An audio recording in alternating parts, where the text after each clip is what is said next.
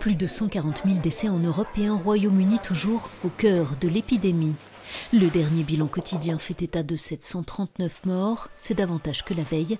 Depuis les accusations de négligence, les autorités ont redoublé d'efforts, notamment en testant beaucoup plus largement, comme les métiers à risque et les plus de 65 ans.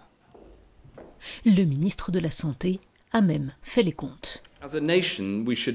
Au niveau national, nous devions avoir réalisé 100 000 tests par jour à la fin du mois d'avril, a-t-il rappelé. Je savais que c'était un objectif audacieux, mais nous avions besoin d'un objectif audacieux et je peux vous annoncer que nous l'avons atteint.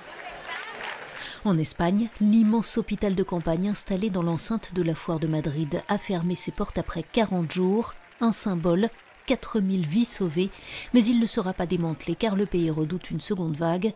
Le bilan national ce vendredi était de 281 décès, un peu plus que la veille.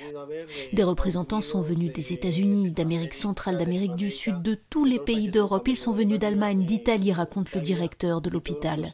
Et tous étaient admiratifs de ce qui était fait à l'IFEMA. L'Italie compte-t-elle toujours plus de 17 000 malades du Covid-19 dans ses hôpitaux. 269 personnes sont décédées en 24 heures. Au pire de la crise, l'hécatombe quotidienne frôlait le millier. À partir de lundi, le secteur manufacturier et celui de la construction se remettront au travail. Le confinement sera assoupli, mais maintenu. En France, enfin, c'était un 1er mai bien atypique, sans flâneurs aux terrasses des cafés. Mais le déconfinement se prépare activement. À partir de lundi, des masques seront disponibles dans la grande distribution.